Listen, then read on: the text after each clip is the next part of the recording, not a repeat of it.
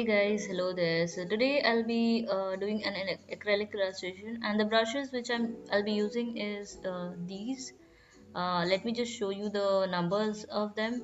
So the first one is a round brush. Most of them will be round brush in different shapes, and at this 12 number, the 9 number, 10th one, and the one in the end you see there, yellow one is the flat brush. Is a flat brush, so one flat brush and the rest will be a round brush, and one of it is not exactly round, it's a mop brush, which is often used for flower illustrations. So the colors which I'll be using is fevicryl. So these come in 15 ml bottles, and paper I'll be using is a handmade paper. You'll get these kind of paper in a big roll of sheets like the bigger ones, so I've just cutted it down into pieces, and the back side of it looks very smooth, but I'll be using the rough side because it gives a nice texture and a canvas like effect, so that's the reason why I'll be using it. So moving on with the taping. So for reference, I actually took a picture which I have actually originally took from my phone, and I wanted to paint this picture off because doing something out of a picture you've taken is something I felt like doing, and it's a really nice thing. So here I'm taking a little bit of a light blue color from the fevicryl range and a little bit of ultramarine blue, and I've just mixed it up, and the brush which I'm using is a flat brush. And so before going in with all the colors, I felt like sketching out the outline of the cloud, and it's quite necessary if you are going in for, if you want to paint off the clouds and the sky very opaque, it's better if you just lightly sketch out the areas which you want to keep white. Though acrylics are a very opaque color, and you can definitely like paint over the colored background, but it's better if you keep the clouds very white. And the color here you can see that I'm using a very light shade of blue, and I just love using this color. So just take care that you don't pour the colors around the neck of the bottle, because they tend to dry up and just get your bottles clogged. So here I forgot to draw the clouds there, so that's why I did take a pencil and drew the cloud. And then moving on with the brush, I am not dipping my brush much into water. I'm taking a little amount of water and going in with mostly acrylics, and you can see that my brush is quite dry, and you can see that a dried up effect around the brush, like so this dry brush technique was actually started out by Bob Ross, and he's said to be the master of everything when it comes to art. So it's, this dry brush technique is quite famous while using acrylics, and it gives a really nice texture, especially when you are using a textured paper. So I would suggest you to use a textured paper. If you don't have a textured paper, you can definitely use buckram. Buckram is a type of cloth that's used underneath the collar of a shirt, and you can definitely get these buckram at any tailor shop. And then I'm just using just a little amount of water and going with a lighter shade. As you can see in the picture, the light blue is fading as we go towards the trees. In the corner you can see the trees, and while I was doing this, I actually kept the picture which I clicked into a laptop beside me.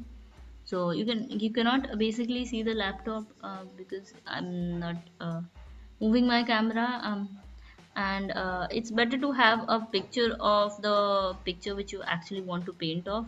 It's better to have it as a reference, and then watch it like look at it again and again and draw. So as I'm painting off, I'm looking at the picture which I've clicked myself, and it's a picture which I went in outside and I clicked it just this morning. So yeah, I'm taking care of the fact that there are like tiny clouds you can see there on the lower part of the picture. They are faded, but they are present there. And so here I'm just painting of the areas where I am seeing blue inside the cloud as well as outside. And just be careful with you don't have to be very precise with the outline of the clouds, because clouds don't have the exact shape. They often tend to move, so it's better to click a picture of a cloud and then draw, rather than going outside and watching the clouds, because they tend to move a lot, especially clouds if you're painting them.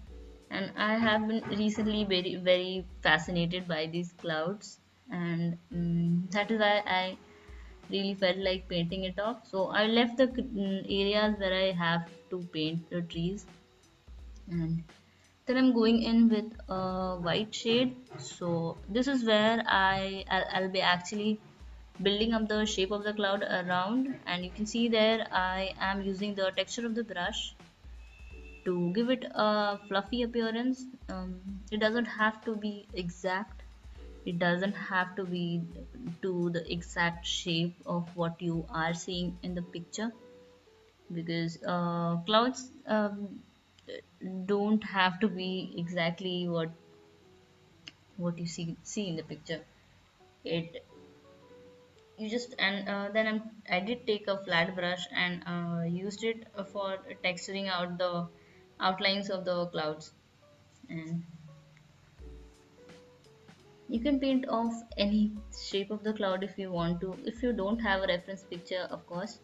And yeah, and I'm just dabbing off the colors all around the space which I've left for the clouds. And you can see I'm not being exact, I'm not being very precise, and that's the beauty of acrylic.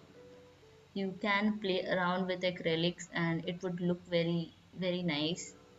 And the fact that it is opaque and blends such nicely with the background and every colors, I love that about acrylic. And I just enjoyed the whole process of painting of these clouds.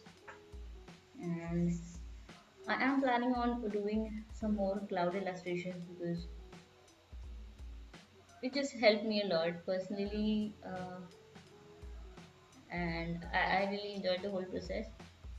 So yeah, so the same technique I'm using here for the clouds below the lower half of the page, and you can see the little clouds. I know in the picture it might not be visible, but there are like little peaks of clouds there, and even on the sides there was a light shadow of the cloud, and that's why I just thought I should paint that off.